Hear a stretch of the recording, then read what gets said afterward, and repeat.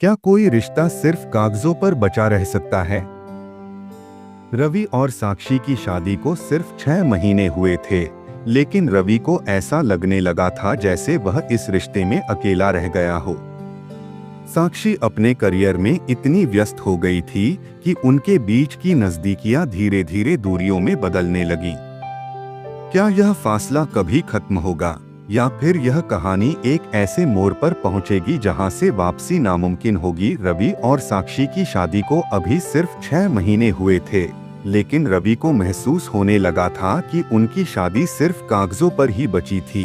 साक्षी हर वक्त काम में व्यस्त रहती। ऑफिस के ईमेल्स, मीटिंग्स और क्लाइंट कॉल्स उसकी जिंदगी का हिस्सा बन चुके थे। रवि को याद था, शादी से पहले साक्षी ने कहा था कि वह करियर और शादी को साथ लेकर चलना चाहती है, लेकिन रवि ने कभी नहीं सोचा था कि करियर ज्यादा और शादी कम रह जाएगी। हर रात रवि का हाल एक जैसा रहता। वह ऑफिस से जल्दी आ जाता, साक्षी के आने का इंतजार करता, फिर रात के खाने पर कोशिश करता कि वे कुछ रोमांटिक बातें करें। लेकिन साक्षी हमेशा अपने लैपटॉप में घुसी रहती। कभी कोई प्रेजेंटेशन बनाना होता, कभी किसी क्लाइंट से रिपोर्ट डिस्कस करनी होती, तो कभी अगले दिन की मीटिंग की तैयारी करनी होती। रवि उसके पास जाकर बैठता, लेकिन हर बार वही जवाब मिलता, लेट मत करो, मुझे बहुत काम है। शुरुआत में रवि को लगा कि यह सब अस्थायी है, कि कुछ ही दिनों में साक्षी का रूटीन सामान्य हो जाएगा और वे अपने रिश्ते को समय दे पाएंगे। लेकिन हफ्ते महीनों में बदल गए और स्थिति जस की तस बनी रही।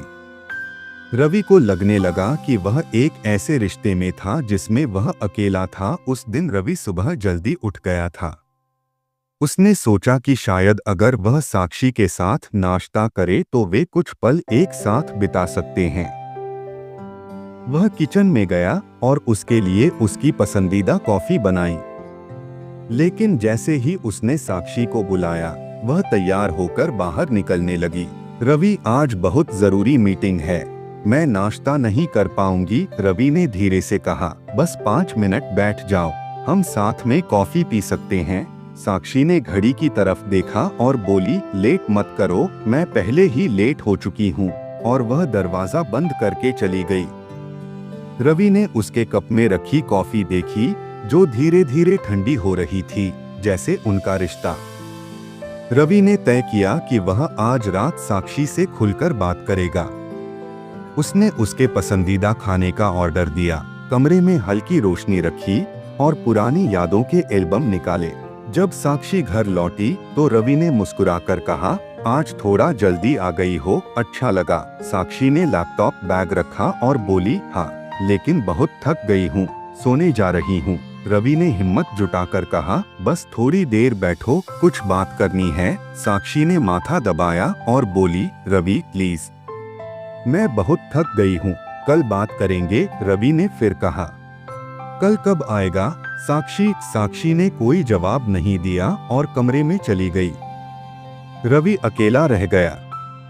उसने टेबल पर रखा खाना देखा, जो अब ठंडा हो चुका था, जैसे उसका दिल।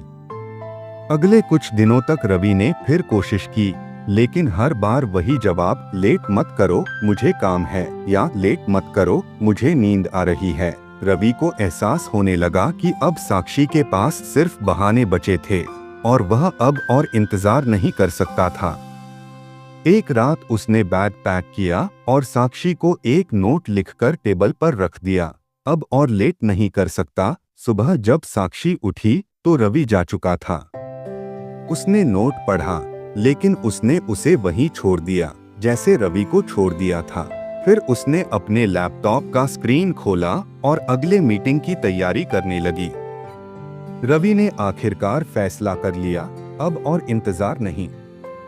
लेकिन क्या साक्षी को एहसास होगा कि उसने क्या खो दिया, या फिर वह अपनी मीटिंग्स और डेडलाइंस में ही उलझी रह जाएगी?